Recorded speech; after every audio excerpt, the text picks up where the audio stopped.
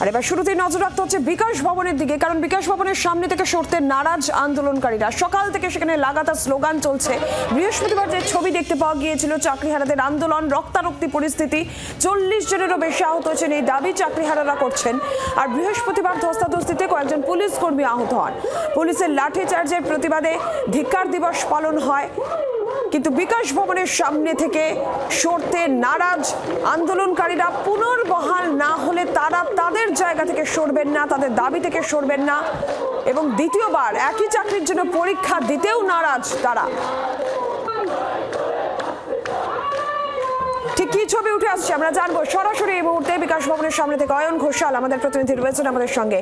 অয়ন, গত দুদিনে পরপর যেমনটা আমরা দেখলাম যে পুলিশের সঙ্গে ধস্তাধস্তি, একটা তুমুল উত্তেজনাময় পরিস্থিতি, চাকরিহারাদের এই আন্দোলন, সব মিলিয়ে আজকেও তারা নিজেদের অবস্থানে অনড় রয়েছেন, তারা সরবেন না, তারা বলছেন। সব মিলিয়ে এখন বিকাশ ভবনের সামনে ঠিক কি ছবি অয়ন?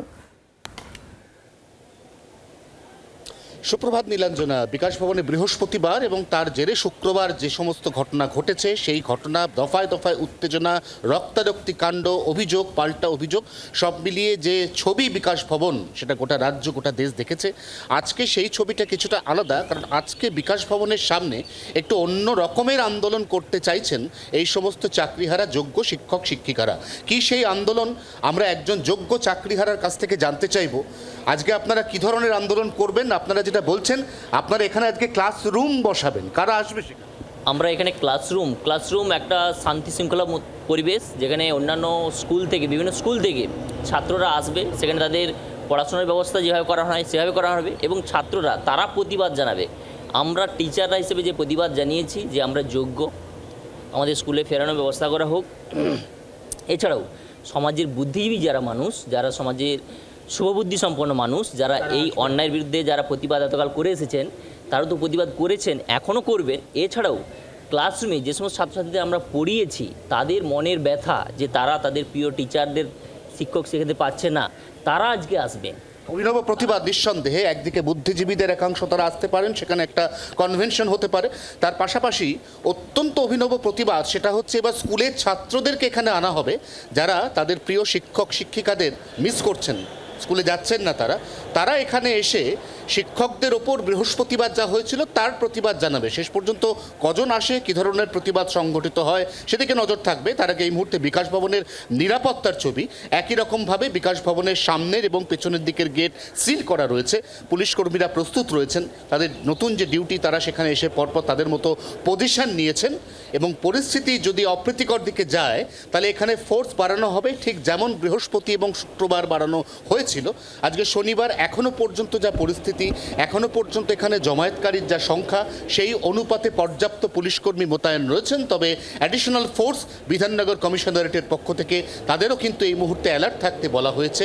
বিকাশ ভবনের সামনে আজকে 10:30 বা 11টার পর থেকে একের পর এক ছাত্র আসতে শুরু করবে বলে দাবি করছেন চাকরিহারা আন্দোলনকারীরা, এবং তারা মনে করছেন যে তাদের এইখানে বসিয়ে যে অভিনব ক্লাস, তার মাধ্যমে সমাজের সর্বস্তরে তাদের যে প্রতিবাদ, এই প্রতিবাদ পৌঁছে দেওয়া সম্ভবপর হবে। নীলাঞ্জনা।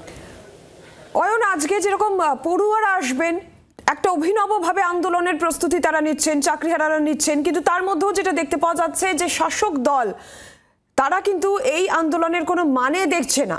এবং আমরা জানি সুপ্রিম কোর্টের একটা নির্দেশিকাও রয়েছে, তারপরেও তারা লাগাতার আন্দোলন চালাচ্ছেন। কি হবে এরপর, পরবর্তীতে কি হবে? তারা আদৌ কোনো সুরাহা বা তারা কোনো আশ্বস্ত হওয়ার জায়গায় কি রয়েছেন? এই বিষয়টা নিয়ে চাকরিহারারা কি ভাবছেন? আন্দোলন তো তারা চালাচ্ছে। শাসক দলের প্রত্যেকটি নেতার কম বেশি একটাই বক্তব্য, এদের চাকরি, তারা এখান থেকে তারা এখান থেকে তাদের চলে যেতে বলেননি, অর্থাৎ এই চাকরি খাওয়া কোট অ্যান্ড কোট এর দায় তাদের নয়। এটা আদালত নির্দেশ দিয়েছে, আদালত সিদ্ধান্ত জানিয়েছে। তার থেকেও যেটা গুরুত্বপূর্ণ বিষয়, দ্বিতীয়বার পরীক্ষায় বসতে হবে, এই সিদ্ধান্ত দেশের সর্বোচ্চ আদালতের। এই অবস্থায় সেই আদালতের নির্দেশিকাকে অমান্য করে এই সমস্ত যোগ্য চাকরিহারা শিক্ষক শিক্ষিকা অধিকার মঞ্চের যে সদস্য, তাদের কথায় মান্যতা দিয়ে তাদের তো স্কুলে ফিরিয়ে দেওয়া যাবে না। তা সত্ত্বেও রাজ্য সরকার একটা চেষ্টা করছেন, কোনো স্যালারি পোর্টালে যারা যোগ্য তাদের নাম উঠেছে, তাদের স্কুলে ক্লাসে যোগ দিতে বলা হয়েছে, তাদের মাসে মাসে নির্দিষ্ট অঙ্কের একটা ভাতা সেটা দেওয়ার ব্যবস্থা হয়েছে। এরপর তারা আবার পরীক্ষা দিয়ে নিজেদের যোগ্যতা প্রমাণ করবেন এবং তাদেরকে রিক্রুটমেন্টের যে প্রসিডিওর, এই প্রসিডিওর রাজ্য সরকার বা রাজ্য শিক্ষা দপ্তর তারা শুরু করতে চায়। এই অবস্থায় যদি দ্বিতীয়বার এরা পরীক্ষাতেই না বসেন, তাহলে সেক্ষেত্রে রাজ্য সরকারের কি করণীয় সেটা ব্যাপারে ইতিমধ্যেই আইনজ্ঞদের সাথে রাজ্য সরকারের বিভিন্ন ফোরাম তারা কথা বলছে। কিন্তু বেসিক যে দাবি, বেসিক যে বক্তব্য শাসক দলের একাধিক নেতা বা মন্ত্রীর কথায় উঠে আসছে, তাতে সুপ্রিম কোর্টের নির্দেশ অনুযায়ী দ্বিতীয়বার পরীক্ষায় বসতে হবে, এই যে দাবি, এই যে নির্দেশ, এই নির্দেশকে পালন না করলে কিন্তু এদেরকে আবার চাকরিতে পুনর্বহাল করা এটা শাসক দলের পক্ষে বা সরকারের পক্ষে কারোর পক্ষেই সম্ভবপর হবে না। অতএব এক্ষেত্রে জল কোন দিকে গড়ায় সেদিকে অবশ্যই নজর থাকবে। আজকে এই অবস্থান তার একাদশতম দিন।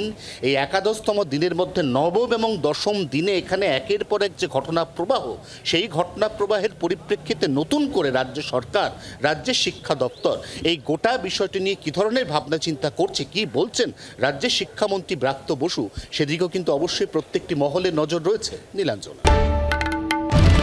বাংলার আওয়াজ, বাঙালির আবেগ, জি 24 ঘন্টা।